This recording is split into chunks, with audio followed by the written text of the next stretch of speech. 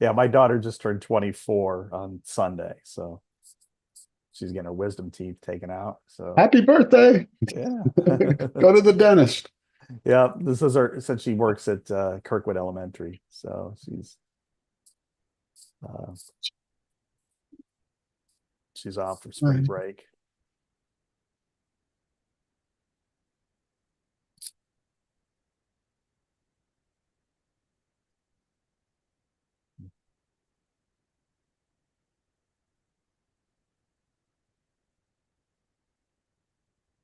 Thank you. Hey, YouTube folks. Sorry, I'm a little slow on getting this together today. Ready? One, two, three. Here we go. Hello there, and welcome to the Hawkeye Hotspot podcast here on HawkFanatic.com. Thursday, March the 20th, about 9:15 a.m. Central Time. Happy NCAA tournament. I know they're not playing games, Scott, but they're also not I don't know. The first four just doesn't have the same feel as the NCAA tournament. I know it's part of it. Who knows? Maybe there'll be 100 teams in this thing someday. Scott Docterman from The Athletic. We are not going to go through our brackets and give you all of our picks. You know why? Because you probably have as good a chance as us of picking the right teams, right, Mhm. Scott?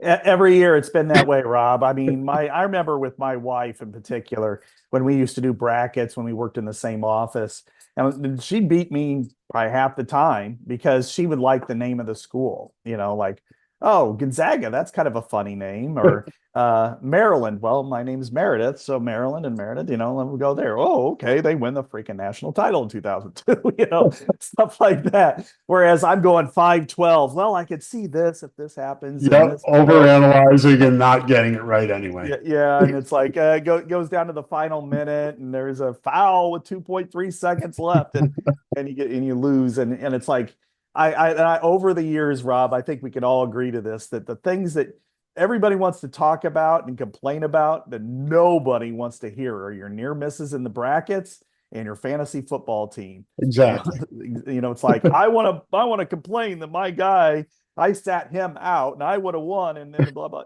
Nobody Nobody just my cares. Just just keep it my to yourself. exactly. And it's We like all got the same problems. it's like, well, I could see if Xavier can get on a hot streak here and upset Illinois. Nobody cares. Just pick it. Yeah, Analyze it, sure, as a game, but after the fact, let it exactly. go. If you win the thing, get on the mountaintop and scream your lungs out. Hey, Yeah, I'm the champ because you yeah, deserve it. Because if you can win a bracket, you've been yeah. both uh, intelligent and really lucky. Hmm. Because Absolutely. a lot of luck it comes into it. Yeah. I think Audrey, our youngest child, when whenever Maryland, Baltimore County beat Virginia, Oh yeah. he was picking dogs, mascots. Oh They're no like the way. Terriers or something like Yeah. that, or some maybe the Bulldog. I can't remember, but she picked that up.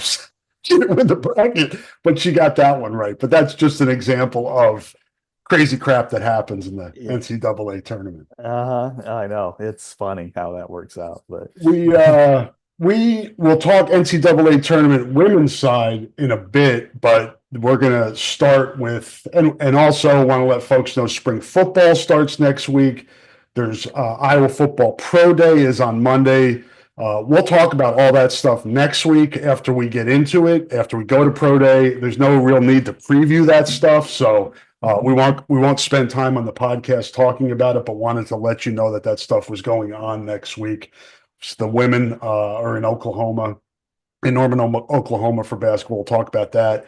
The men's wrestling is out in Philadelphia. Scott and I are not going to dive heavily into that because it's not our area. But maybe we'll spend a few minutes on that at the end. No promises, just kind of looking ahead at how Penn State's going to beat everybody because it seems like a foregone conclusion right now. It's like the women's basketball has gained parity over the years, but it hasn't seemed to hit wrestling as much. It seems like there are dynasties in that sport a lot more than the other sports, but I digress. We move on to the hot topic here on the Hotspot podcast, and that is the men's basketball program, Scott. And looking through this from a little bit of a different lens, and I know you are as well, not being on the beat It's interesting and predictable, just kind of how these things unfold a lot of times, where there's that, the reaction after the coach is fired, and then it moves on to who do we want, and then oftentimes there's disappointment that you don't get that guy, and then you move on to the next guy, and do you get him, or is there more disappointment?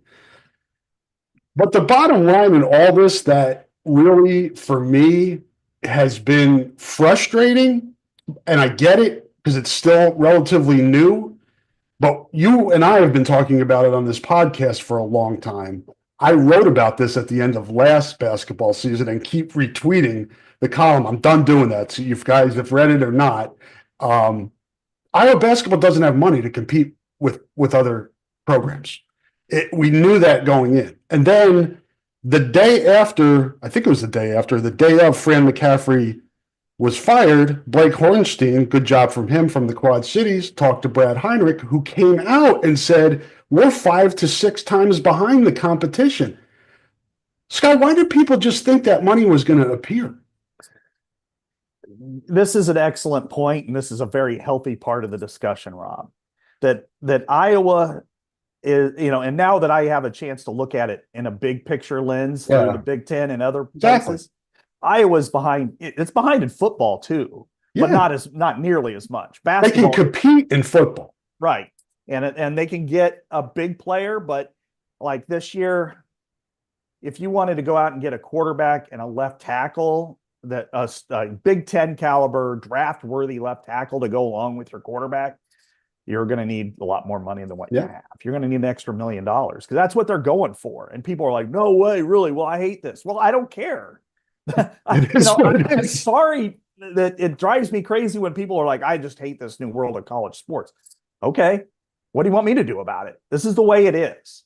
You got to deal with reality. And since NIL has permeated college athletics and it's legal, it's something that everybody does.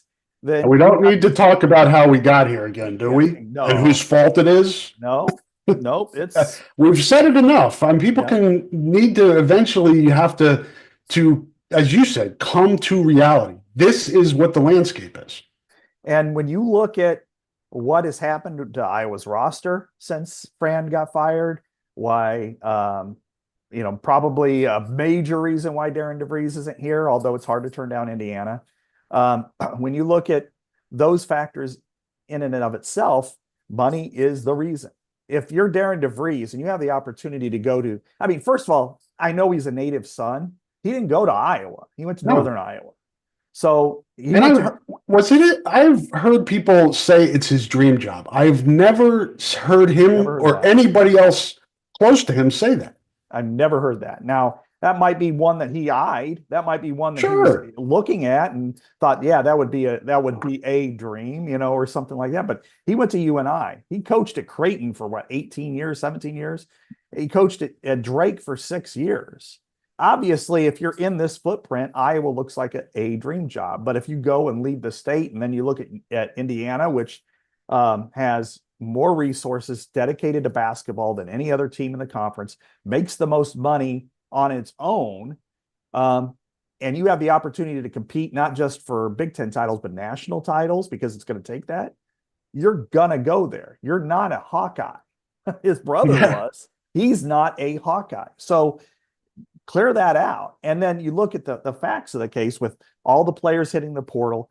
Iowa has been really insulated from this transfer portal NIL culture for a long time, whether Fran covered up for it, was able to keep the majority of his players and kind of smooth it out. Kirk has done the same thing. There's only been a couple of players or a couple of athletes that maybe have left for the money, whether it's Tony Perkins, whether that was a push out kind of thing, or if it was him walking out the door. Either way, he left. Justin Jacobs probably for the football team, but there really hasn't been a lot of movement for the money outside of Iowa. Now it's there. And now people are like, oh my God, how does this happen? I hate this. This is what happens everywhere. This is not unique to Iowa. This is not an, oh my God, what's wrong with us? But the, oh my God, what's wrong with us factor right now is that Iowa can't compete for for these athletes in the Big Ten, the way the money is structured. And if you want to compete, you're going to have to ante up. And it sucks. I'll be honest with you. I would much rather see this be a athletic department pay situation as opposed to trying to get regular fans. It could have been. It could have been, and it still might be in the future at some point. But I would much rather see it that way because it's just not fair to expect fans all the time to ante up and pay. But there's that, or there's suck. Yeah. And that's where they are right now. And somebody like, Ben McCollum, if that works out, or something like that, maybe you can make it work. They're going to get players. The question is, are they going to get winning players? And, it's a big deal. And right now they are behind. They were behind. Whether Fran had a major role in that, and he kind of wanted it to happen without really beating the bushes for it. The next coach is going to have to do it, so I expect there to be a bump. But still, when you're looking over across the way, you're looking east in particular at Illinois, Purdue, Indiana. You're in way behind them, and it's going to take some time to catch up unless you got somebody that's willing to write in basketball a $5 million check right away. And you're kind of on equal footing with Minnesota, and Minnesota has a better recruiting base than you do. So, not that matters as much now because money is involved in a factor a lot more. But, you talk about a good example of this is you look at after last football season, Iowa was able to use NIL money to retain guys, Jay Higgins, Sebastian Castro, Jamari Harris, Dick Jackson, down the line.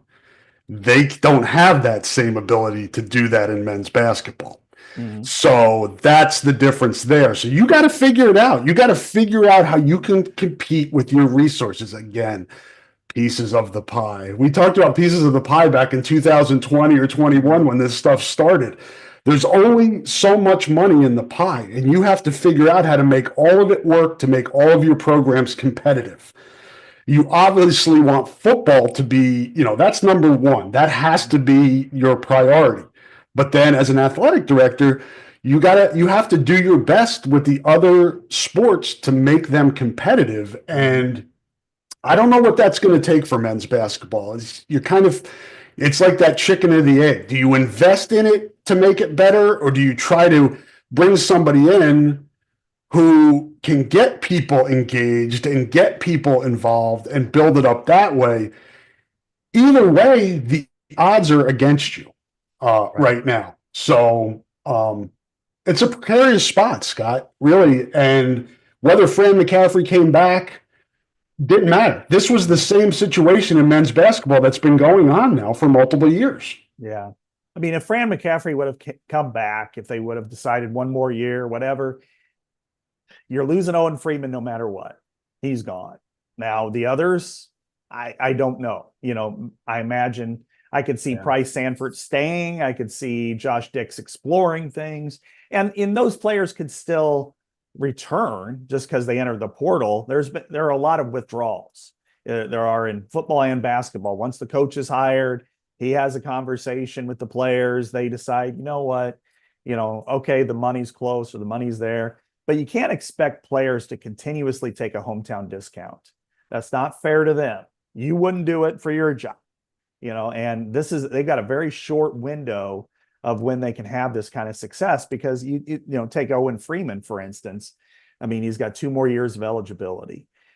Is he an NBA player? Not yet.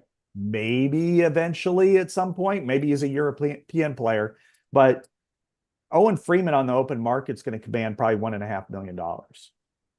That's the reality. It's not, oh my God, he's not worth it. It doesn't effing matter. It's the reality. It's market. He's not worth it factor is irrelevant. He's not worth it according to who? Right. You? Yeah. I mean, it doesn't matter what you think. If somebody's he's worth what somebody's willing to pay him. Exactly. And it's that way in every aspect of this world. Yeah. You are worth what your market says you're worth. And in his case, if he makes, like I said, He goes to Michigan, or he goes somewhere else, Indiana. Hunter maybe they go- Dickinson. Just Yes, Hunter Dickinson is a great example for Owen Freeman. exactly. College player, probably a second round draft pick, probably plays in Europe. Maybe gets a cup of coffee through the G League up to the NBA. I don't know that he's an NBA guy. He's already made life-changing money. Exactly. And Owen Freeman, $1.5 million, maybe then the next year 1.8, something like that. $3+ million. And then he goes and plays in Europe or even in the United States, doesn't matter. Either way. Or Josh Dix. Same deal. If you make, and I don't know the exact figures, but in the neighborhood of $400,000 here, or if you go somewhere else and you add $1 million to that, you're going to go do that for $1 million more. And now, there are some blessings coming down the pipe, which is the House settlement will enable Iowa to pay more. But at this point, it sounds like it's going to be more in the neighborhood of $2.5 million through the Iowa's athletic department. And that's not enough. Not enough for men's basketball. And, we've talked about this for a long time, Rob. And even though I will still put football on a pedestal. And they say Iowa's a football school. Yes, it is. That's fine because you need to be. Men's basketball, it used to be a really strong men's basketball school too. It was a clear handing of the baton. Football, basketball, same fan base, same passion. It's been more like dropped, and everybody has to take a bite of that sandwich. And it's going to take some time. And $2.5 million, it's like in the NFL with free agency. If you're a bad team in the cold north, you're going to have to overpay. And Iowa might have to do that. And right now they have no money to do that. So I don't mean to start this thing out bleak, Rob, but it's reality, Scott. And people, if we have to keep, not us specifically, I mean, people that cover this stuff, people that report on this stuff, people that have been following this stuff for years, been covering the men's program for years and watch this thing deteriorate to this point. And now people are like, they still think it's like, it's Iowa basketball, so it's going to be fine. And it's not the case right now. It's not. Let me put it this way. Peyton Sanford last year at this time was deciding what he wanted to do. There was not a lot of money in Iowa's NIL. The coaching staff had to go out and get a nice bump for him to give him it. You talked about the hometown. He still gave a hometown discount, but they still had to go out and solicit funds. Mm-hmm. Now you can do that to a degree, but again, as Scott said, you're not going to get guys outside of the program to take less, and it's not fair to the guys inside of the program to expect them to take less when they can make more elsewhere. I get the loyalty thing. I get they're from, some of the guys are from Iowa, but just put yourself in their shoes. And why should they take less than what their market value is because you're a fan of their team, or, it's Iowa basketball. It's just, again, we're trying to get reality, involved in reality here. And that's the reality. Yeah, exactly. And let's face it, the dwindling interest in the program doesn't help when you have the lowest, and this is the other internal and external factors that play into this. Why don't they have a lot of NIL? The fans are dispassionate. I'm not going to blame them for that.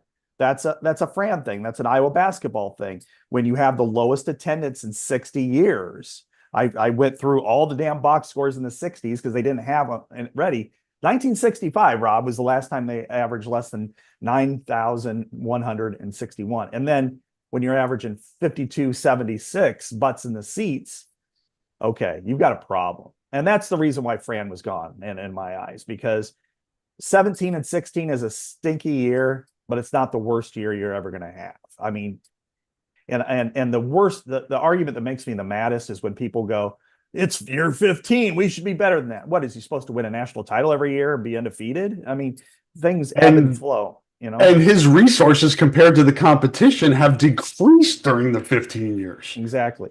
That's left for the next coach to try to fix. Last year, I went through every single financial statement of the 16 public schools in the Big Ten. Iowa coaches were paid 15th ahead of only Minnesota. So, I mean, The two teams that are looking for coaches. Yeah. Makes sense. That tracks. Indiana was like fourth. I'm sure now they're basically one, but that was for the entire staff. Fran, and this includes not only just coaching money, but benefits and everything else. But the whole staff at Iowa made less than several head coaches. So that's an investment by the athletic department. That's Gary Barta, mostly, because it was mostly his era there, but still, some with Beth Goetz. Then you look at, well, what kind of entertainment do we get going to these games? I mean, Fran played an exciting style of basketball that struggled in the biggest of moments. I mean, let's just be honest for what it is. Sounds like football. Yeah. Except in a lot of ways. Grounds. Yeah. Yeah. Basketball couldn't quite get to one tournament championship, but yeah, it's both teams have been not great on the big stages. Yeah.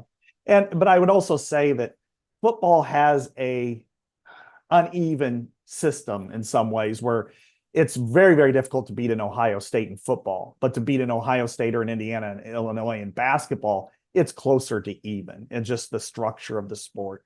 But that being said, being somebody who grew up here in the 80s and saw the way the system unfolded, I mean, from 1980, the Final Four year, through 1988, they went to 4 Sweet 16s over a 9-year period. They've been to 1 since 1988. In 1988, they were the most lucrative program in the country when it came to secondary rights. They made more money on their secondary rights television than they did from the Big Ten. And Iowa signed the biggest contract. It was a 5-year deal. And it forced the Big Ten to say, we need to do something different. And they had a grant of rights after that, because Michigan schools couldn't get into Detroit. Ohio State couldn't get into Cleveland for some of these games. So they decided to pool their revenues. Iowa, 37 years ago, was that. What has it been since then, Rob? Tell me something that, okay, 99, they went to the Sweet 16. They were a 5 seed. They beat a 4, and then they go to the Sweet 16. That's nice, but 97 other teams have done that since Iowa last went there. Iowa's won, 3 Big Ten tournaments. That's great. What else? Have there, other than 99, are there any teams that you could say, you know what, they need to bring them back to Carver and honor them? Coming next year, you'll have the 20th anniversary of Horner and Bruner and Haluska. Will fans want to honor them? Will they buy tickets just to honor them? Probably not. And so it's a holistic problem this program faces. And right now is the eye of the storm. But if it doesn't get solved today, it doesn't get solved this week, starting with the head coach and finding a way to generate enough revenue to pay the players, it's going to be Fran had kept them at one level. It had a high floor. It's going to be a low floor in this new Big Ten.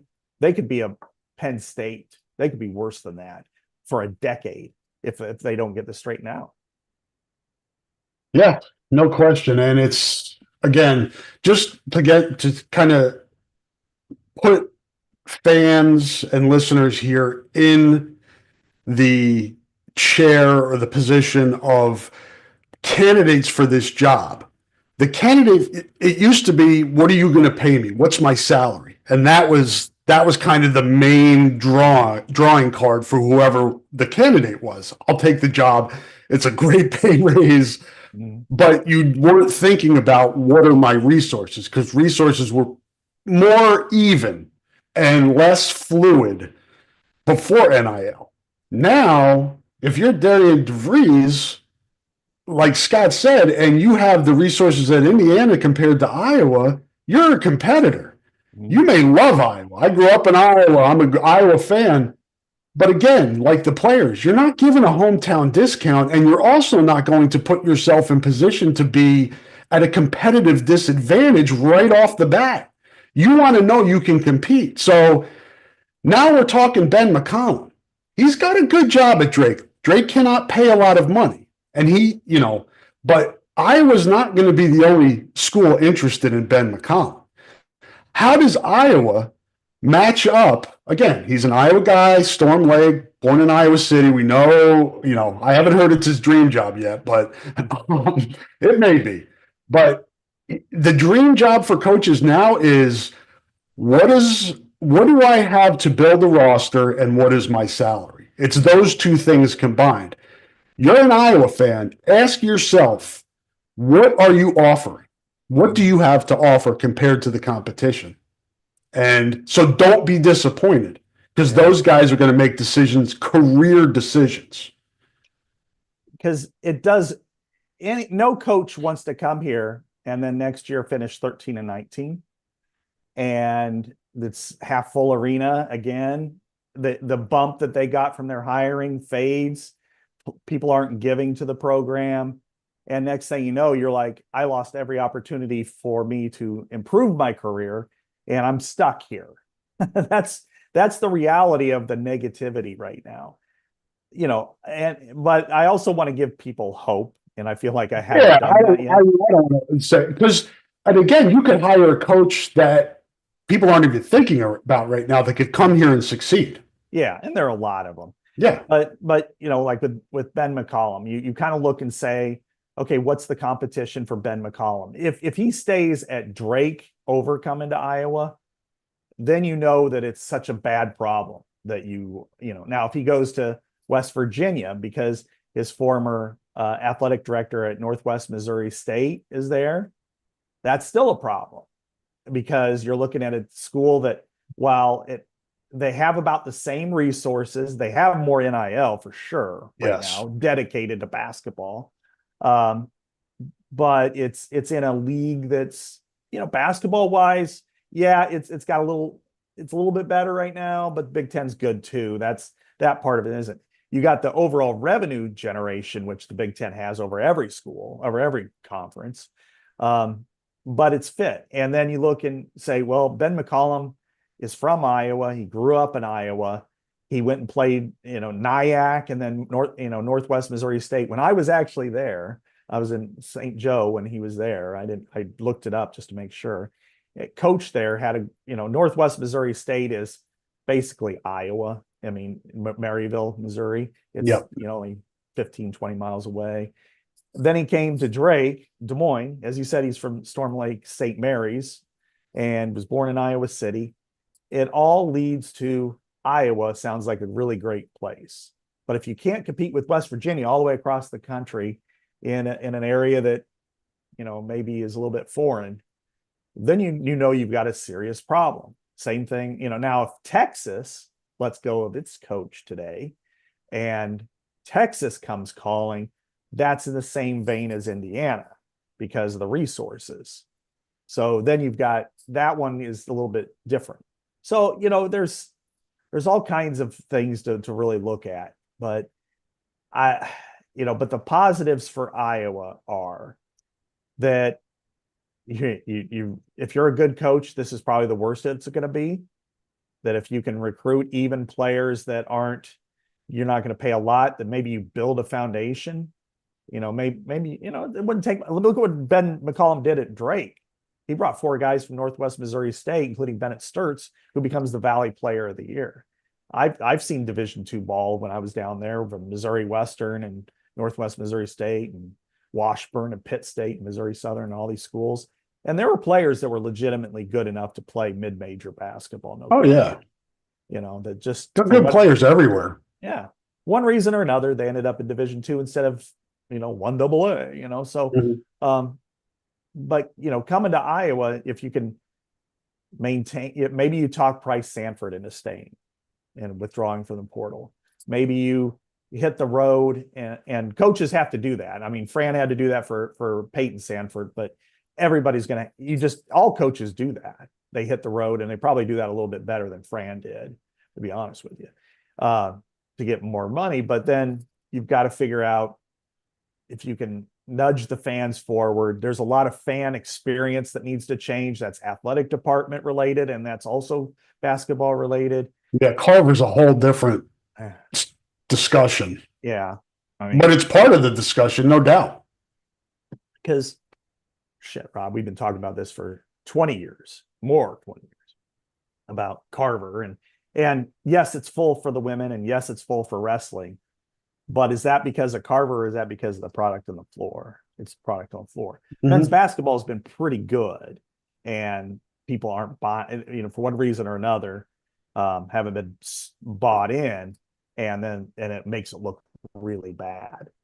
But then there are other things in Carver that could be much better that they've chosen not to do, which is like more fan amenities. Yep. Why not have ushers walking up and down the steps selling, pop or chips or whatever, beer. And then why not have, more restaurant type things, instead of, you can have nachos and a hot dog here at Carver, big deal, ice cream cones. Those are awesome, but those are all different topics though. But either way, it's an interesting search, Rob. And right now you're kind of like in the eye of the needle, and you're just waiting for the storm to really catch up, which could happen as soon as tonight. Yes. And, it's a tough time too. And part of the NCAA, part of the craziness and just the time element here is that the portal opens during the NCAA tournament. Who the hell came up with that, Scott? What are they doing? This is just about as bad as it coming out, the day of after or 2 days after the championship game and one after in football. It's like ridiculous, right? This is, one more week would be fine to me. I mean, not that I'd like that either. I'd rather have it after the championship, but to have it come after the first weekend, well, it's ridiculous. Because now, you've got coaches freaking out. They're going to the, they're going to the Final Four, and now they're trying to figure out, oh my God, the portal's opening, and I got to start, I'm going to lose 4 starters, because they're seniors, or, one's going to go to the NBA or try. I got to start looking, and at the same time as trying to plan for this. I mean, and then next week, it's all the Sweet 16 teams, it's just, guys that it's disruptive. It's disruptive to your friggin' you live for March. The NCAA tournament is your event. It's the event for college basketball. And you're like, oh yeah, let's just throw transfer portal right in the middle of it. and there's no need for it. Like look at it with football. I hate it, but you can kind of understand it because the semester is ending, and then the semester starts at some places in the first week of January or whatever. So, okay, you want to expedite that. With basketball, it's nobody's semester starting the first week of May. So let it go. I don't know, but the NCAA, which is, as we say, yes, it's got leadership, but it's also a collection of the schools, and the schools make the rules. So it's not just this Wizard of Oz sitting there behind the curtain. It's like the NFL commissioner, right? The NFL commissioner just carries the water of all the owners and gets a lot of money to take all the blame. Oh yeah, he gets like $50 million a year.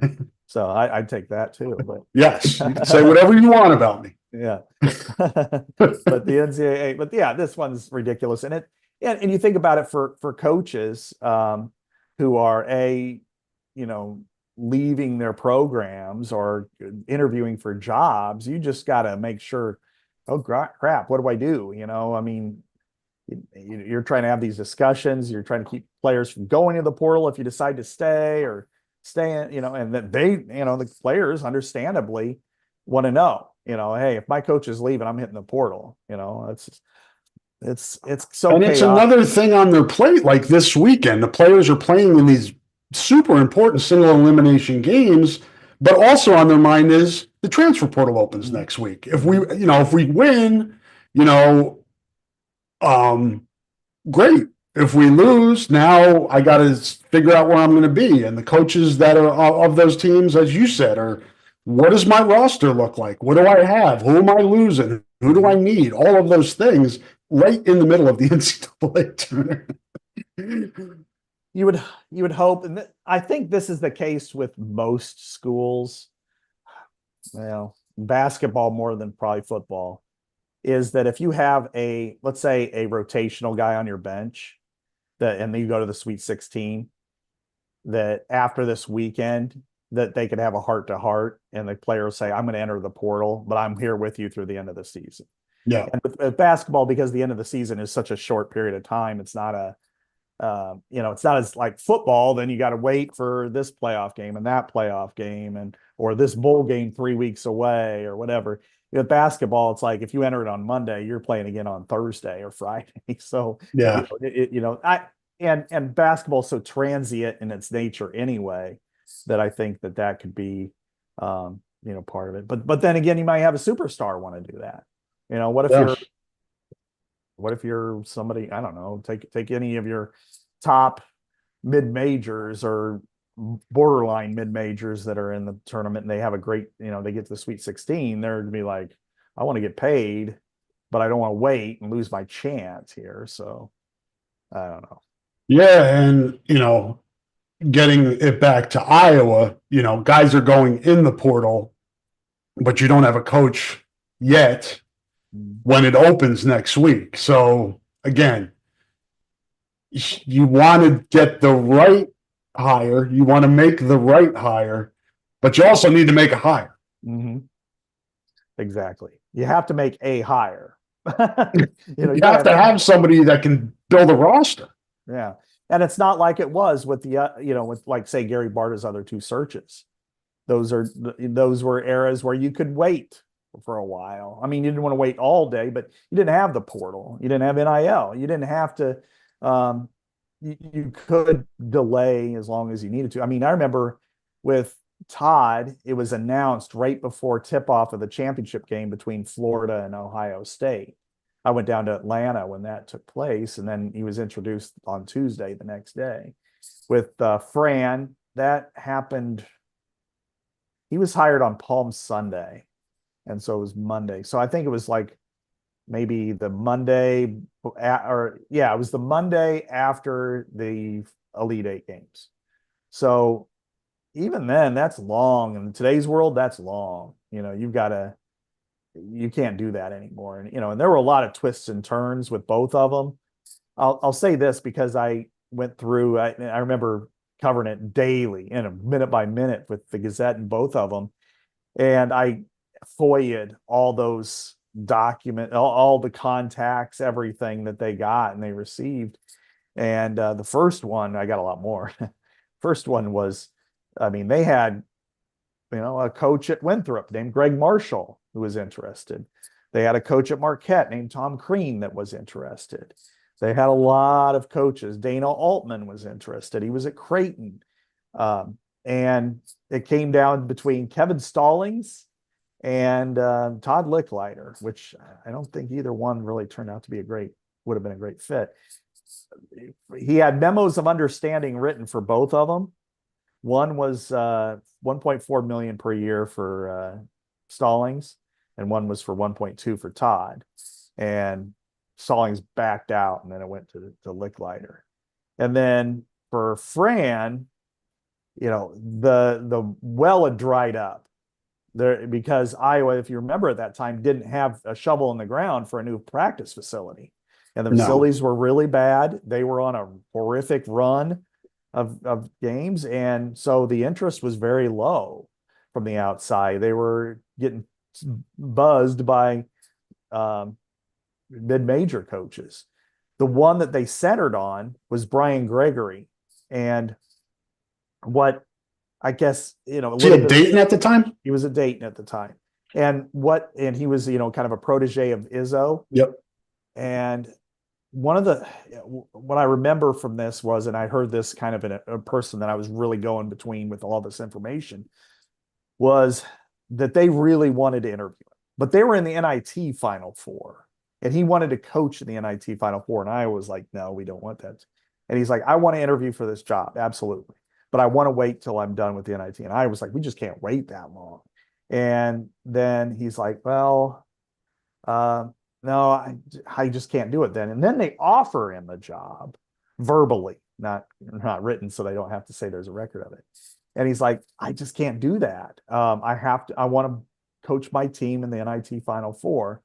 And so I pulled the rug and went with Fran, second tier or second choice.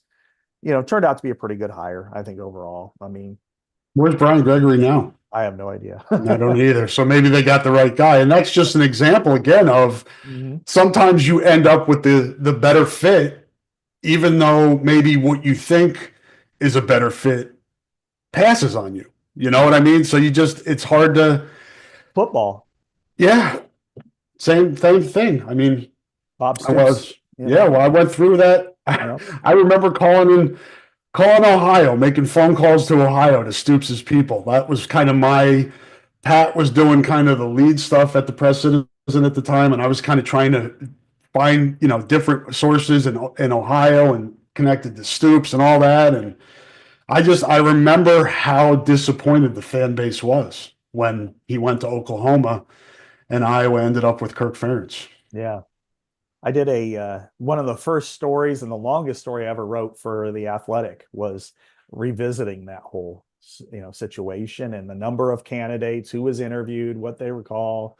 And, Kirk walked me through his entire day, how he was contacted. They met in Cleveland. He was working in Baltimore, but he's like, we'll meet there. And he said it was a sign when he went there because he saw somebody walking through and with an Iowa sweatshirt on. And so he thought, oh, this is a sign. We've all been there. Yeah, right. And, in Cleveland, Ohio, when he's leaving for Baltimore. And then, with Stoops, I was told he didn't interview very well. Almost like he expected to be offered the job and was surprised that he actually had to interview for it and seemed put off. And then at that point, he picked Oklahoma that night, and it's understandable. And, and again, and this is the other thing that I think is fascinating to me, and I want to see how this works, is they had a gigantic committee going through that. There was Ann Rhodes and there's Bob Bowlesby and there are former players like Randy Reiners and all this stuff going on there. Or, he was a player at that time.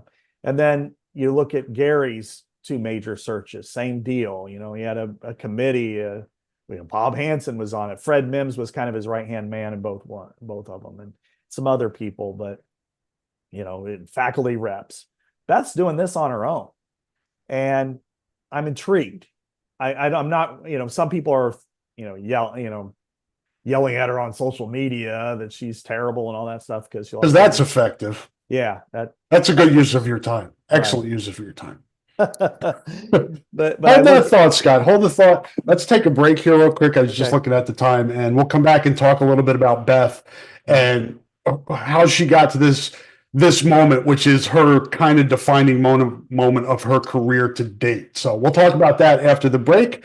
I want to let folks know that support for the podcast comes from Systems Unlimited, celebrating 50 years of providing services to people living with disabilities and mental health needs throughout East Central Iowa. A list of their services and upcoming events can be found at sui.org. That is sui.org. We'll hear from a few more of our sponsors now, and we will be back on the other side with more Hawk Talk. Hang tight.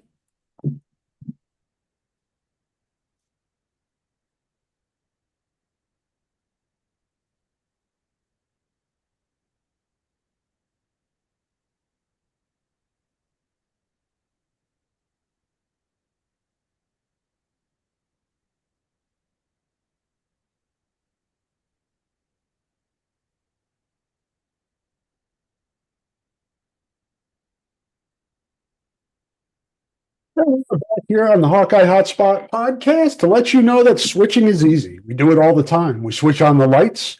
We switch TV channels. Some of us switch partners while square dancing. Well, that's a stretch, but what's not a stretch is how you can switch and save with State Farm. In fact, State Farm agent Chad Birch right here in Iowa can switch you over so you can start saving today. Chad and his team are ready to welcome you to the State Farm neighborhood with Chad Birch. It's easy to switch and save. Just give him a call when you want the real deal. Like a good neighbor, State Farm is there. Black Angel Restaurant, downtown Iowa City. Perez Brothers, owned and operated, formerly of El Banditos and Perez Brothers Tacos.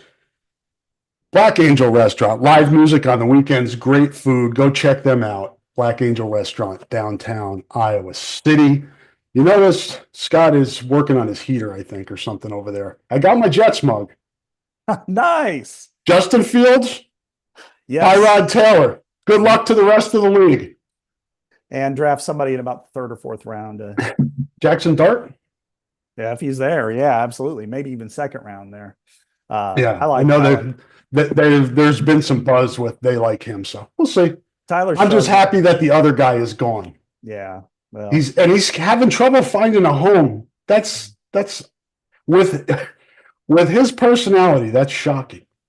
Yeah, I mean, Minnesota was interested, but then decided, well, let's just not have that come to the party. Why don't you bring him in to mess up JJ McCarthy, who has a bright future? You know that would be toxic. Yeah. So they made the right choice.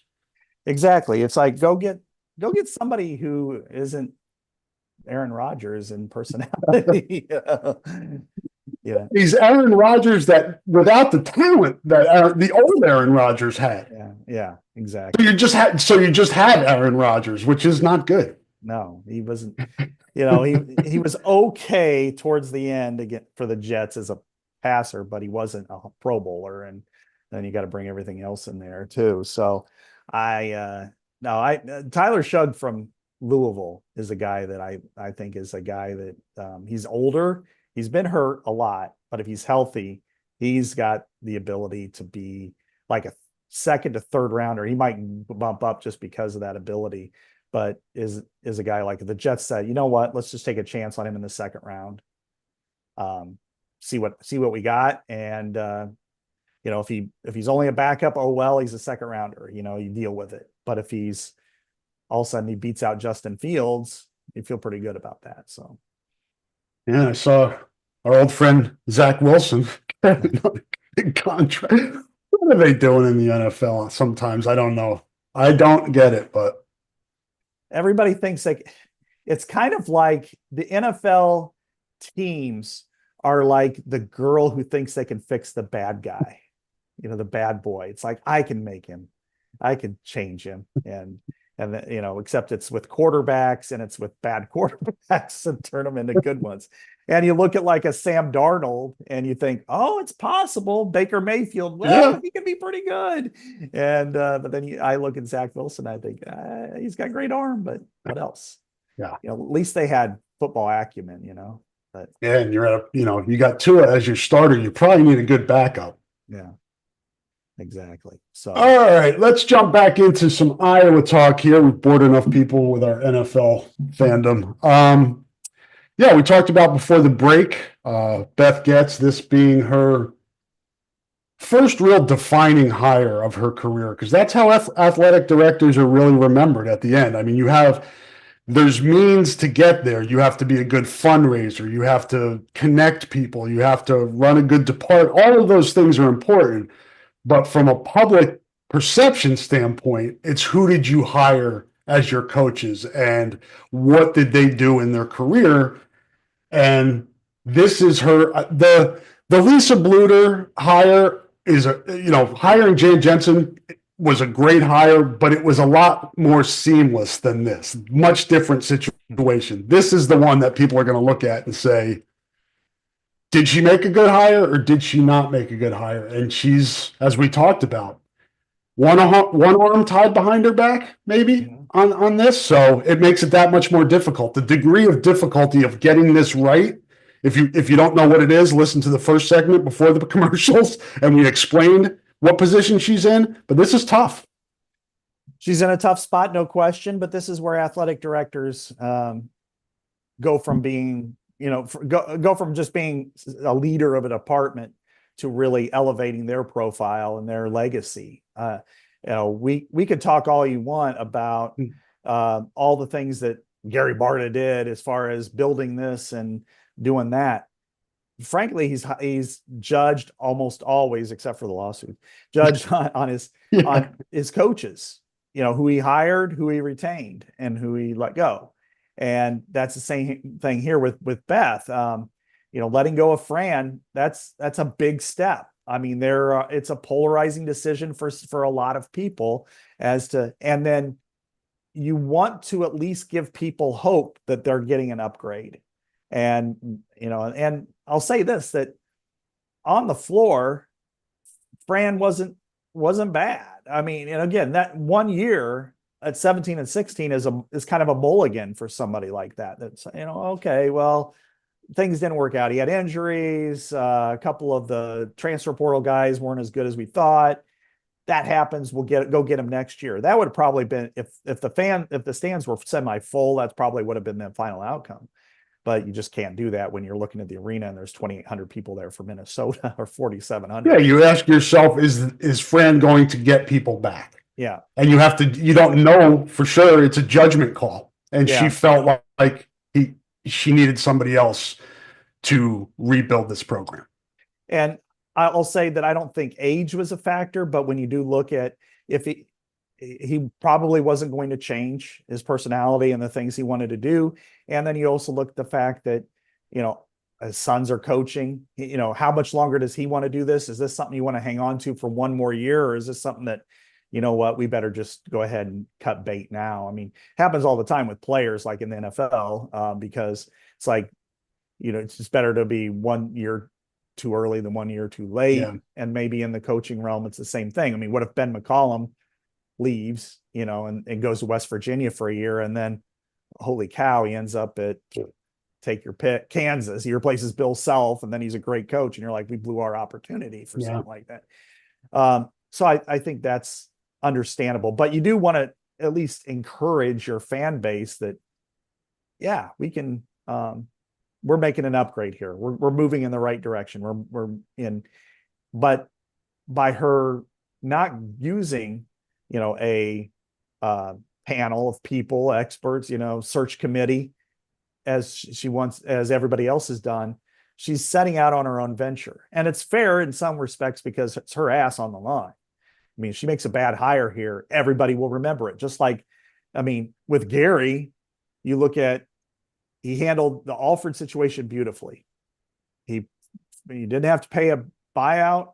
He found he gave him a parachute. He went somewhere else. But he hired a bad coach. Now, I'll say this for him. He recognized it early. 3 years is not usually coaches like that. You wait around, and Gary's defense, he cut the cord, but he's always going to be remembered for that. If Beth makes a similarly bad hire, everybody will remember it, but then comes the big one. And we don't know when that's going to happen. It could be this year. It could be 2 years down the road. It could be 5 years down the road, but it's coming. And if you hate to say it, you can blow basketball and survive. You can't blow football. You just cannot, not at Iowa. And people will not have faith in her by going out on her own without any kind of committee, the un-Iowa way, and blow it and think that she's going to magically make football right, the next hire. So this is a big moment, and she's stepping out, and she knows it's all on her, and she's got a big, chunk of things going on. But this is it's interesting. It's very intriguing to watch, and it's not something we can truly judge the press conference and say it's all good or it's all bad. I know this dynamic of, you can say a lot of things about Fran. He not perfect. Didn't connect with everybody. He had his faults, but I thought, and Jordan Bohannon highlighted this on social media, with Fran's ability to reach back into the history of Iowa basketball and get everybody connected again. And if you talk to guys from different eras, played for Lute, played for Raveling, played for Dr. Tom, or whoever, they all speak highly of Fran, and that he made them feel like they were always a part of the program. As upset as they are right now, I hope if Beth goes to them, and I hope she is, to ask their opinion, so a lot of these guys are still involved. You talk about somebody like Jeff Horner, who's in the business. Dean Oliver's been in the business. Go through the list of former Hawkeye players. I'm not saying that you're going to go off of their recommendations alone, but get a feel from them. And is this a guy that you feel is going to come in here and keep our history together? Or is it going to be somebody like Steve Alford that comes in and it alienates everybody? I think that's an important thing here because, again, Scott, it's a fragile thing here. It could be real, like you said. It could be bad Northwestern, bad Penn State from where it is right now. It's not that far to get there. Yeah. That floor can drop out here. You want to make sure that all the stakeholders, all the people that care about Iowa basketball have some ownership in this. Ultimately, as you said, it's her ass on the line, but Iowa, the alumni of the program, very strong base. I talked to a few of them last weekend. They care about this a lot. Yeah, they do. And I know that she's been pretty tight-lipped, that whether she just doesn't want anything to leak or she doesn't want to spread anything or whatever, she's handling it that way. But you're absolutely right, because the disconnect Fran had was with Joe Fan. Yep. It wasn't with the basketball community of Iowa. It wasn't with the former players, wasn't with his own players. It wasn't with the people I call kind of the basketball community, which whether it be like the Street family or Mike Gatens or those people that have always loved basketball and have been kind of basketball first people. He connected with them just fine. The people who go to the Chris Street Memorial Golf Tournament and stuff. He's in his element with those people. It's Fan who comes to the game that's not that connected. That's where the breakdown took place. So, and I know I've mentioned, whether, how my situation with Fran before, that's irrelevant. I don't even want to talk about that anymore because we didn't get along. End of story. But really, it doesn't matter, right? For you to do Kirk Ferentz, I'm not on Kirk Ferentz's Christmas card list. I know that would surprise a lot of people. Yeah. It's okay. We don't have to be friends, we just have to have a working relationship. Exactly. And so, but so to me, it's like that fragile, fragile player relations, whatever from the last 40 years, he did a nice job of bringing them in and feeling important and feeling part of the program. However, I'm sure that they have looked at it, and I've talked to them about it. They look at this and go, I can't believe it. I just can't believe I'm looking at this arena and it's dead and there's nobody here. What's going on? You know why? Because not much has changed from when they played. Exactly. Now we can do this. I mean, our TVs are great, and frankly, the problem is that not enough people care. People weren't interested, and you can't. Changing disinterest is a lot more than changing anger, because if people are still apathy is that's a bad word in sports, man. And that's where they are, and that you can't. When up until the last couple of weeks with the Fran situation, when I would go out and people would ask me about stuff, it was usually, from about mid-January on, it was about women's basketball. Well, what's going on? Why are they losing some games? Oh my gosh, they look great. Blah, blah, blah. That was the topic of discussion. And that was never the case up until a couple of years ago with Caitlin Clark. Before that, in most of the year, it's football. But now there is an interest. And that's why there is an opportunity here, Rob. The interest is high now. The coach got fired. People are talking about it. People are worried, but people are talking, period. And that is really important because there wasn't a lot of conversation. There wasn't a lot of honesty related to NIL and the problems facing the basketball program and what's the perception of it beyond whether people go to the games or not. This is healthy to have this kind of back and forth between people. They have to understand their place in the world. And So if that gets them Ben McCollum and he comes here, then they know where they stand, that, okay, but it's going to take more than just, saying go Hawks and watching half the games on TV and maybe hitting one game during the season. You're just going to have to do more. And that's not fair, but that's the way it is. I mean, if you want, it's kind of like being in a pro market, Rob, where if you don't support your team, they're going to move. And in Iowa, the University of Iowa is never going to move, but the coaches will, and the program can move. The trajectory can change very quickly, and so you've got to keep that in mind. And so no matter who it is, even if it depending on what happens in the future, but no matter who it is, you want somebody who everybody will rally around, at least initially.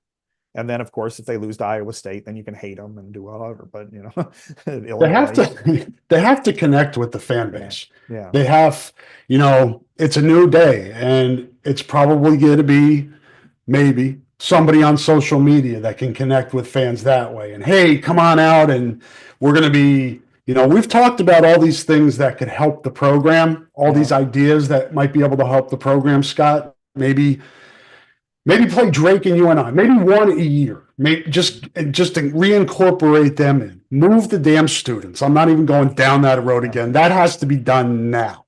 That has to be done yesterday. Move the students now. There's nobody, 5,000 people are showing up to the games. People have checked out. Bye. You lost your privilege of being where we're going to put the students. Yeah. You want to come back, you come back. Yeah.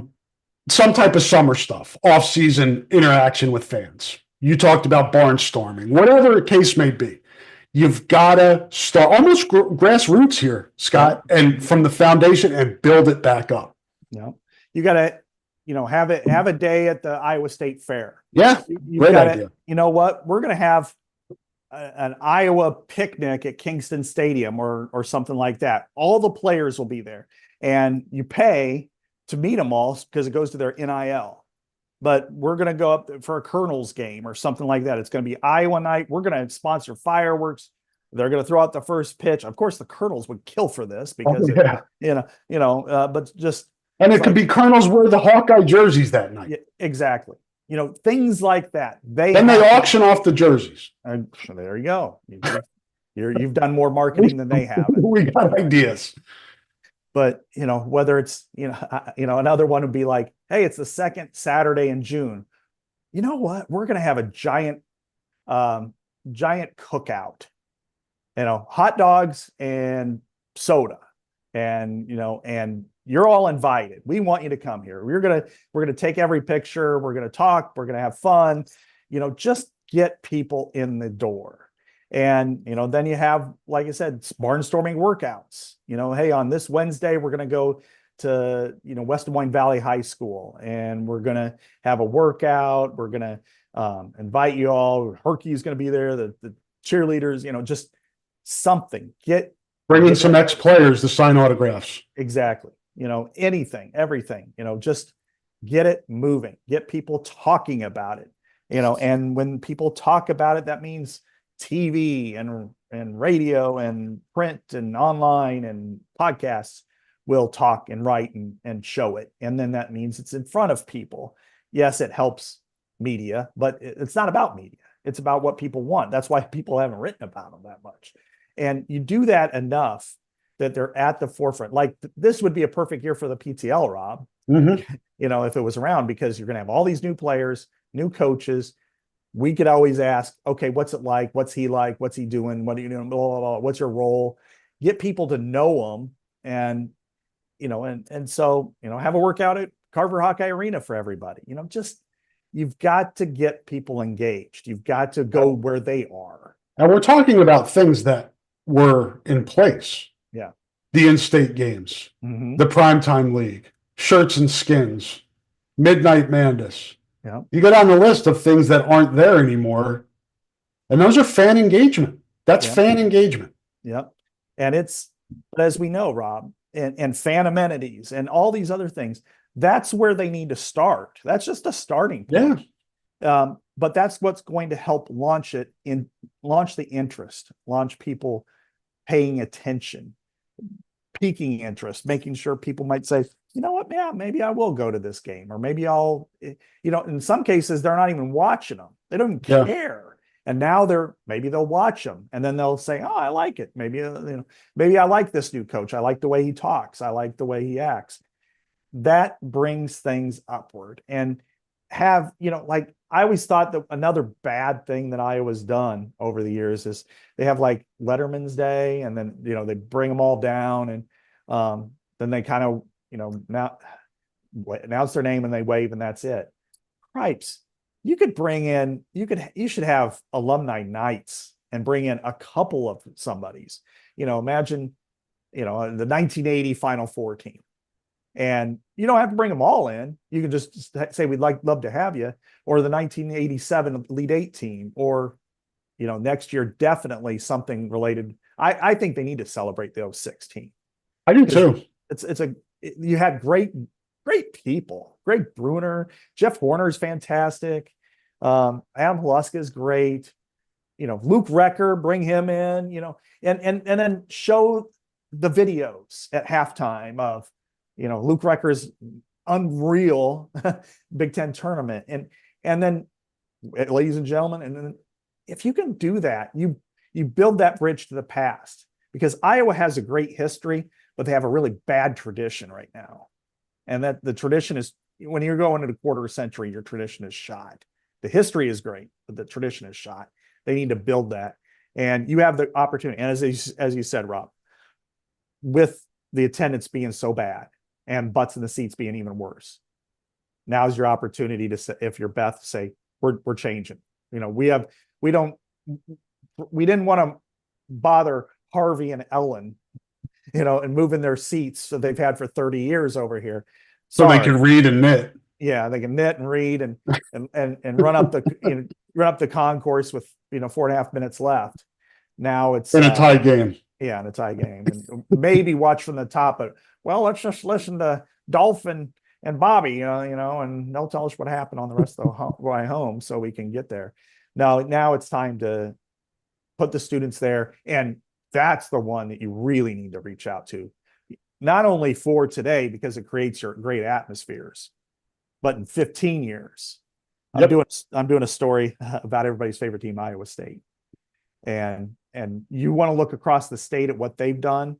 They've lapped Iowa 15 times in their fan engagement. It's not even close.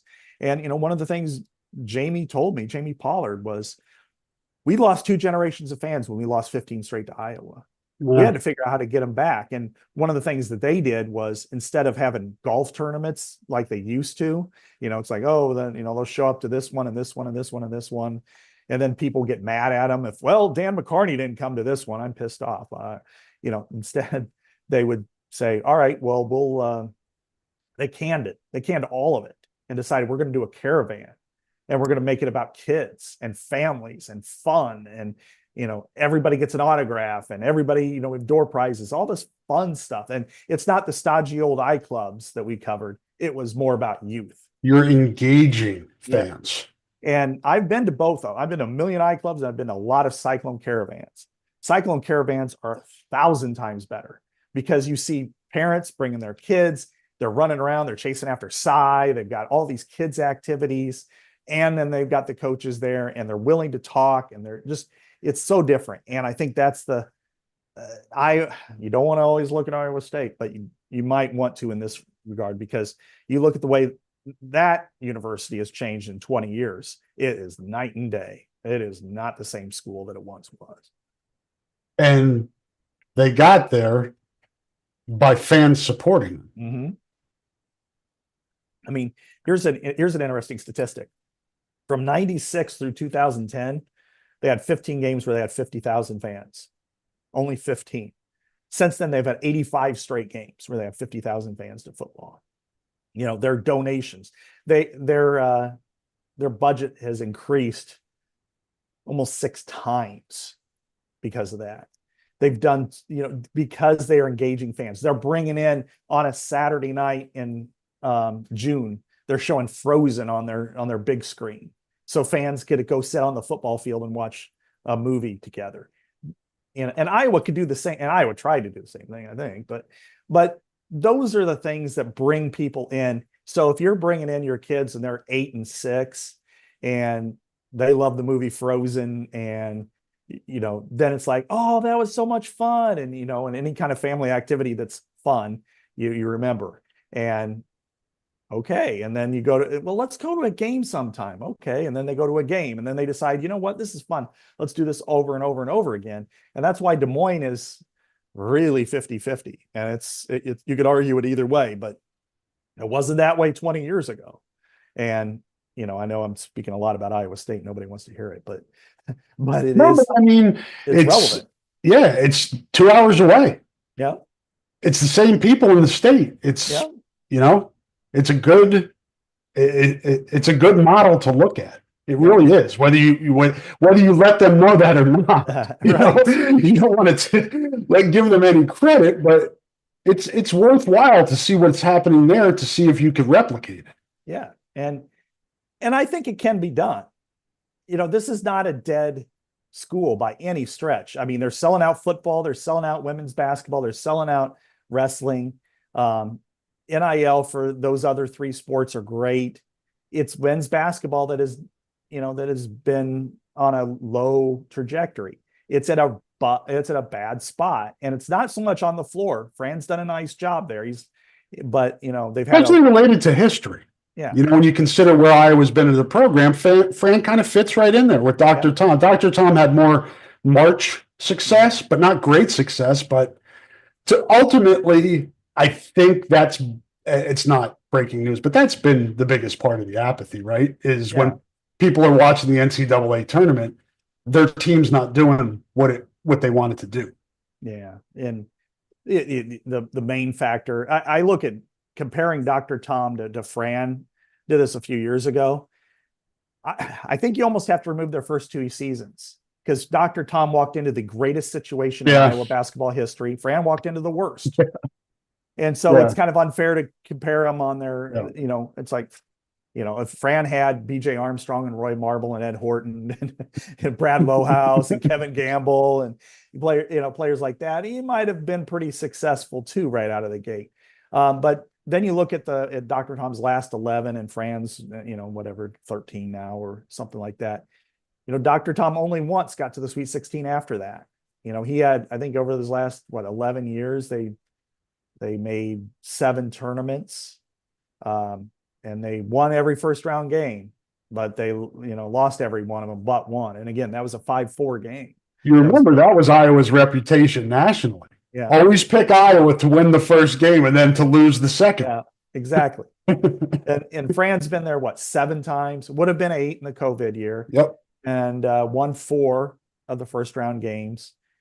There are various moments, Rob, that I think could have changed the way this turned out. I think in 16, when they were 10-1 and ranked the top 5, that had they gone on and did won instead of going 2-6 down the stretch, I think that could have been a game-changing season. If they would have beaten Tennessee in that amazing comeback in the second round that one year of the tournament, if they could have gotten there the COVID year. Now they were probably about a 6 seed, that year when COVID canceled the tournament. But that's an opportunity. And when you have Luka Garza, you had a chance.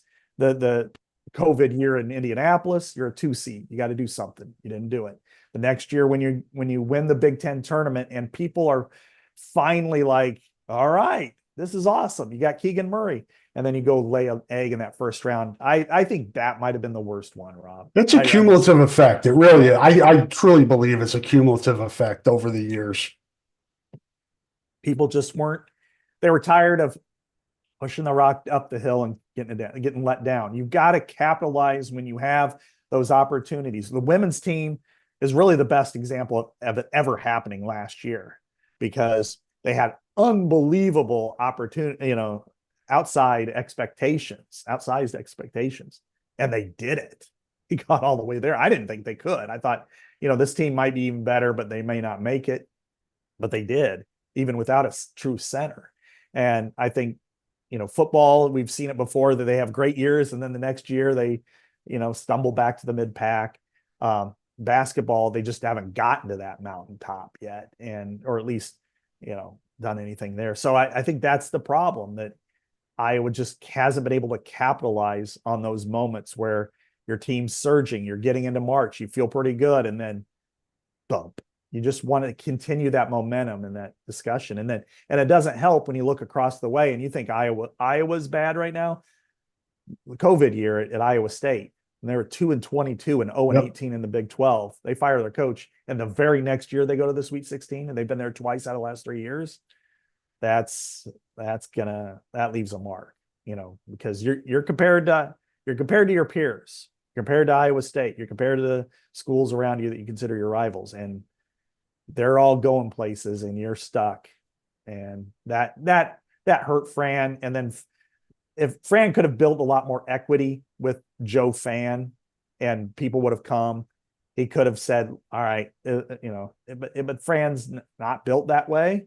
He's old school. It's just, I got to build my roster. I got to recruit my guys. I got to develop my guys. And that's what my job is. But the landscape is different now. Yeah. There's a lot of competition for people's dollars. Yeah. And even though he played a very entertaining brand of basketball, scored a lot of points in those big key moments, it's about getting stops in the final 5 minutes of these games. And he just didn't do it because he didn't coach that way. And so you have all those things. It leads to that one moment, and you'd really would have wished that it didn't happen that way. You wish there could have been a backdoor way. Fran could have stepped away, something, but no, that wasn't going to happen. So, here we are.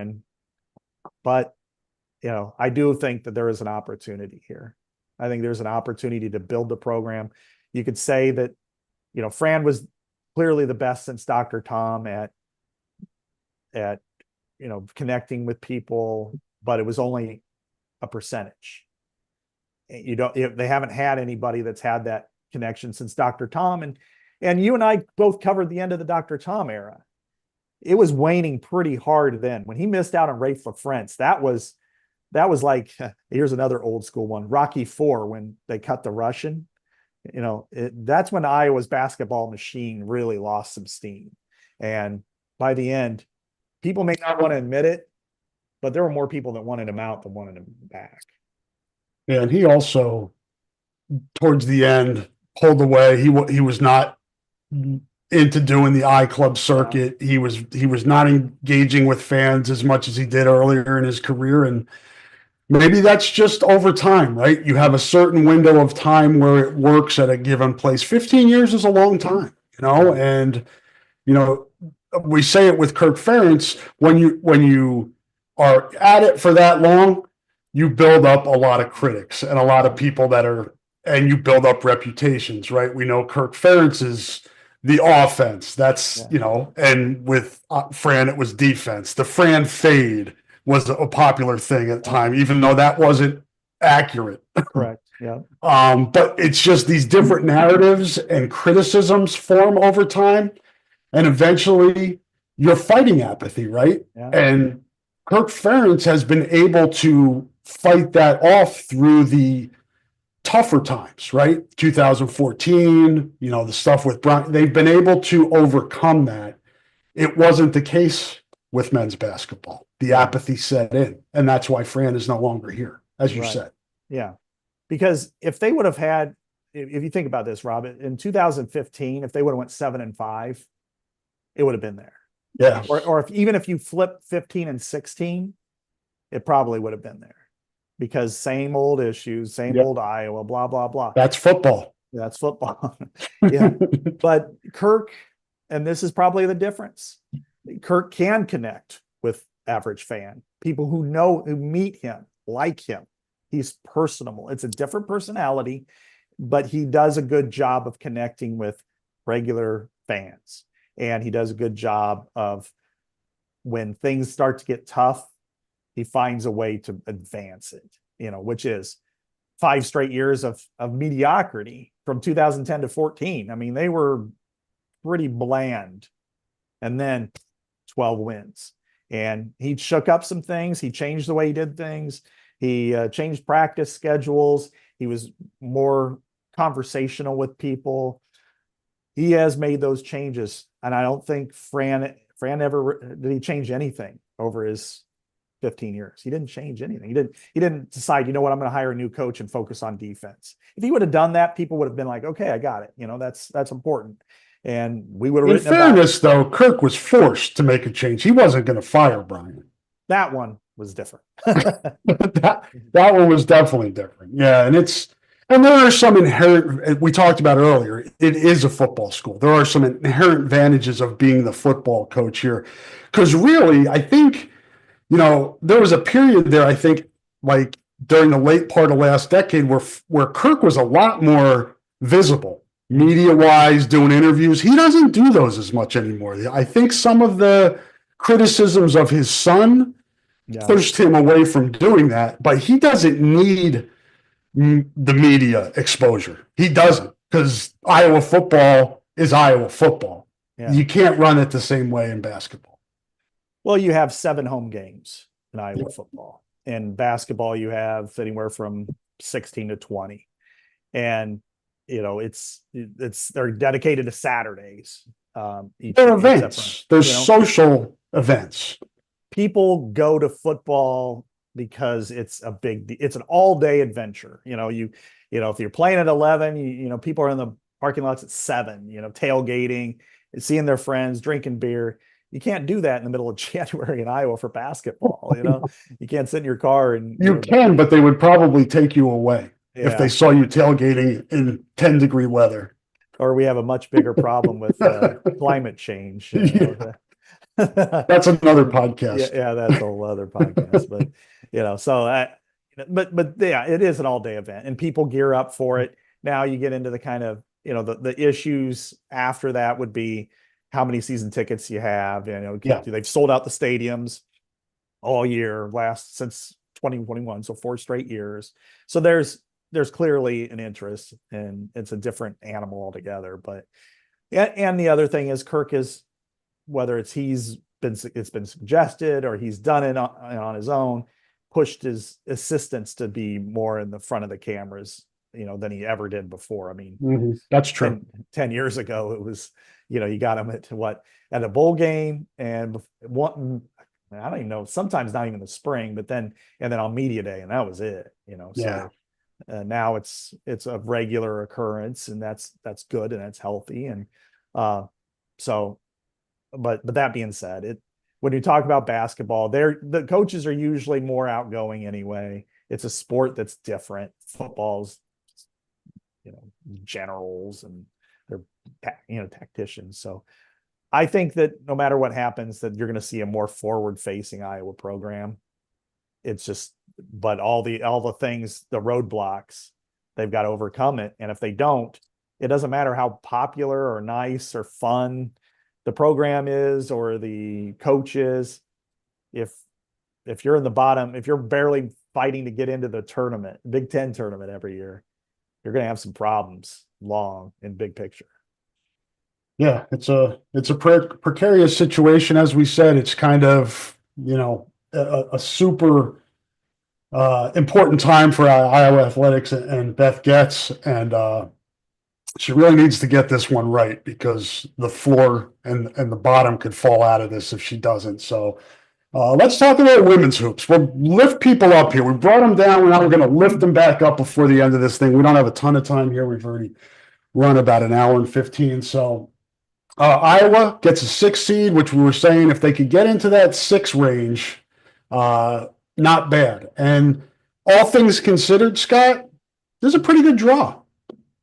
Yeah, I don't think you could ask for a better one right now. I mean, being a 6 seed, and the advantage with that is over even a 5 is you don't have to play the 1 right away. Right. And, in their situation, I mean, playing Oklahoma, now UConn is kind of like a 1. It's like a 1, yeah. It's not NC State, let's put it that way. Exactly. That or Duke or somebody like that. But if you would have, playing at Oklahoma, that's a team that They may lose, but it's a winnable caliber game. I mean, that's not one that Iowa walks into going, I mean, and so they had a really nice season, I think. I wrote about this today, actually. I wrote an Iowa women's story about how they turned their season around. And remember when we were talking 2 months ago after they lost to Oregon, they lost 5 straight games. They were 2-6 in the Big Ten. And we were wondering if they're even going to make the Big Ten tournament at that point. And to put themselves and win 10 out of the last 13. One of the losses was in overtime. The other 2 were by a combined 3 points. This team's really going to be a tough out. I guarantee where, Jenny Baranczyk is probably going, we really have to play them. First of all, her heart, but second of all, her head, this is not an easy matchup for anybody. No, it's not. And,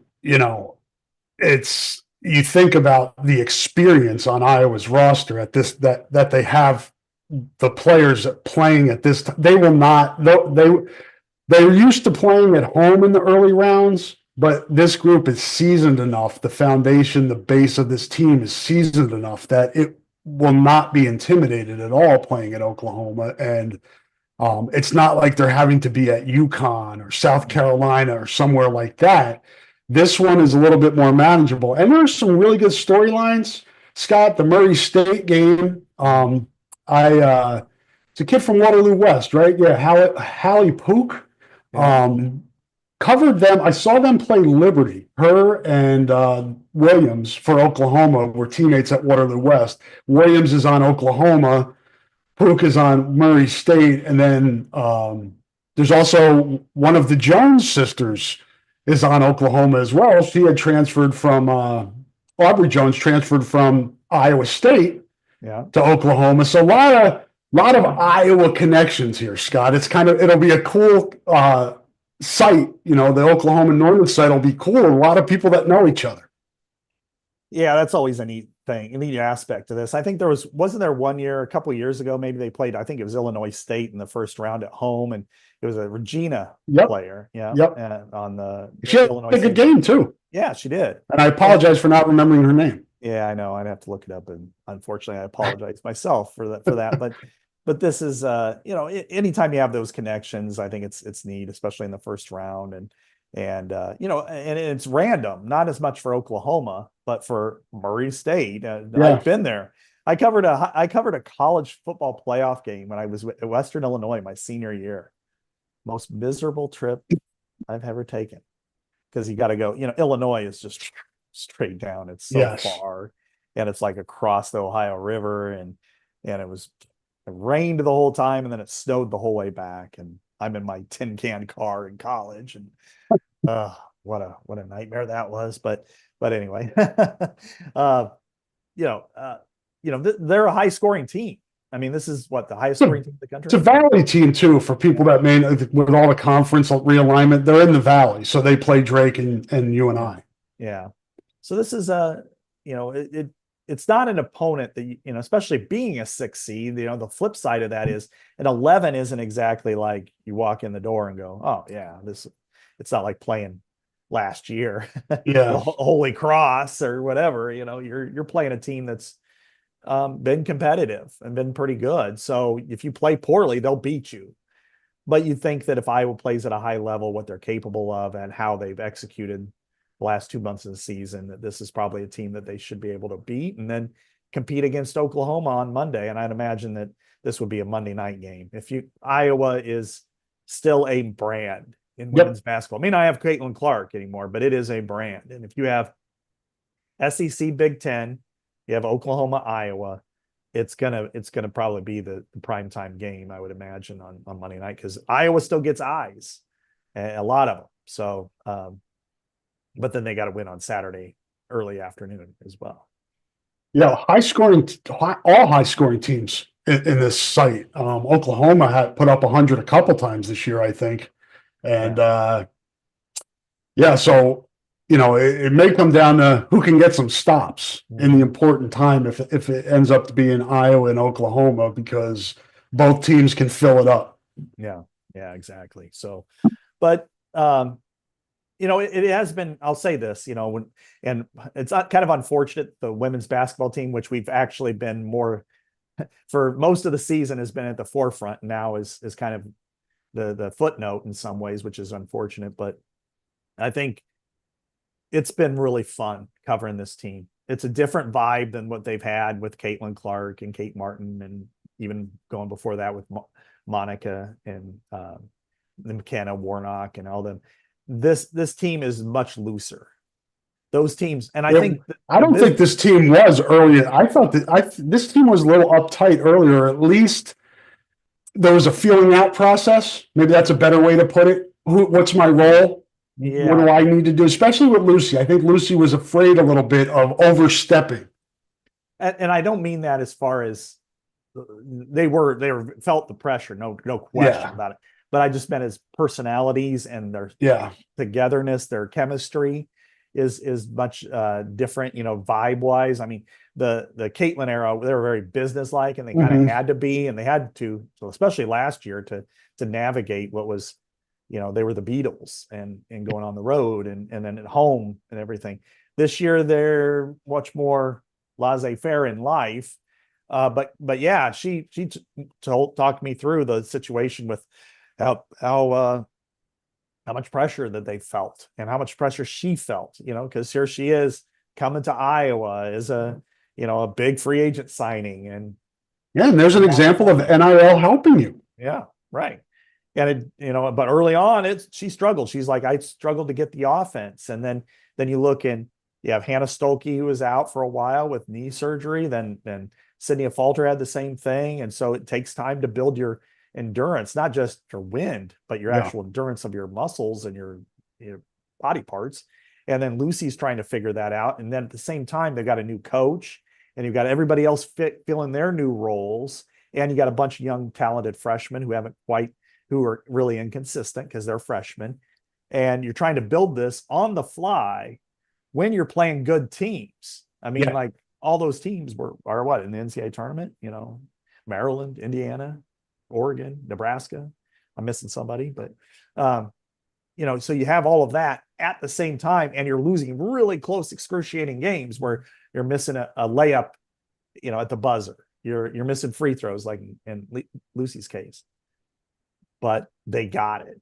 And Jan had mentioned that game against USC, that in the second half, she's like, you can just look in her eyes. And I saw it with Caitlin. I saw it with Megan. I saw it with Monica Zanano. Just get her the ball. We have 6,000 plays. It doesn't matter. Just get her the ball. Yeah. And that's the changing, thing. Once Lucy Olson was able to be Lucy, then everybody fit. You just see it. Like, they just went right to their roles. They knew what to do. And that's what changed everything. Yeah, and they're dangerous. I think, you've heard some of the national commentators look at Iowa and recognize how Iowa came together as a team. And this isn't Iowa from December. This is Iowa from the second half of the season that was competitive with the best teams in the country. USC beat USC, was right there with UCLA, won at Michigan, had some really good wins down the stretch. And like you said, I'm sure when Jenny saw that bracket come out and saw Iowa coming to Oklahoma, she's like, oh, yeah. It's like, oh, because that's a tough game, and she knows it. She knows that's going to be her challenge is going to be to get across to her team, the non-Iowans on her team, how dangerous this team. But as you said, Iowa's a brand, and Iowa has a reputation. So Oklahoma's going to look at this as a chance, because Jenny's building that program as a chance to, make a statement for their program. Yeah, it's the NCAA tournament. It's the round of 32. You got to go to the Sweet 16 with that game, if that's the way it ends up. And they're going to want to do that themselves, And now what will be interesting to see is how do Oklahoma fans, how do they support that team that day or night, whatever it comes out. We know what it would be like in Iowa. Yeah. And I have a pretty good guess that there's going to be a lot of Iowa fans who travel there. How many? It's hard to say. I mean, Norman's not that far. It's a drive. It's not a fun drive. And there'll probably be more there than there would be that go to Spokane. Yes. Which again, what in God's green earth the NCAA does with these sites. If you're going to do it like 2 sites in one, like they've done the last few years, okay, but do it in places people can get to. I know. Do it in Albany, New York, or Spokane, Washington. I mean, come on. Do it in Denver, Phoenix, Dallas, Kansas City, St. Louis, Chicago, Indianapolis, Atlanta, Philadelphia, New York, whatever. Boston, Nashville. Don't do it there. I mean, Birmingham, that's kind of at the edge of it to me. It's okay, but why? All these great cities in this country that you can get to. Spokane, Washington, might as well have it in Saskatoon. It just doesn't make any sense. And so all these teams, UConn, USC even. I mean, it's not like going from LA to Spokane is any kind of short trip. So nobody's saying to themselves, let's take a trip to Spokane. Yeah. I mean, there's people visit Denver, people visit Boston. Yeah. People visit Dallas. Right. They don't take, trips to Spokane unless it's business. It just floors me. It just even Des Moines. I mean, Des Moines is easy, more accessible. I mean, it's like 4 or 5 hours to Seattle from Spokane, and you got to go over the mountains to get there. Yep. And then what? The Idaho border is like 7 miles away or something, and Canada's not that far either. At least with Des Moines, you're in the hub of, you got Kansas City and Minneapolis and Chicago and Milwaukee and St. Louis all within 3 to 5 hour-ish drive, and even Omaha. Even in Omaha, of course, Omaha would be great too. It's all those things. And you choose that. Last year was Albany and Portland. Now it's Spokane. I mean, the year before that, it was Seattle. Remember Iowa going all the way out to Seattle? Yep. And granted, Seattle's a nice city, but still, it's hard to get to. It's way up there. A lot of things still to be improved upon when it comes to women's basketball, and that's our old friends at the NCAA and the member institutions just seem to, when you're looking for something that's messed up, you usually look in that direction, and you probably have your answer as to who is responsible for these things. But we should probably get out of here. Sorry we didn't get to wrestling. It's this weekend in Philadelphia. Penn State, obviously, the heavy favorite. Hopefully, Iowa can, Ben Keeter goes into this with some momentum from the Big Tens. And hopefully some of the guys that didn't get what they wanted to get at the Big Tens, they get another shot here on a bigger stage. Good luck to them in Philadelphia. And we'll review that next week on the podcast. But apologies for not getting to it, but we can't have a 3-hour podcast. So we're going to get out of here. We appreciate everybody listening. We appreciate our sponsors, especially. And have a great weekend and enjoy the tournament games. Good luck on your brackets. And remember, nobody cares. Nobody cares who's in your Final Four. Say goodbye, Scott.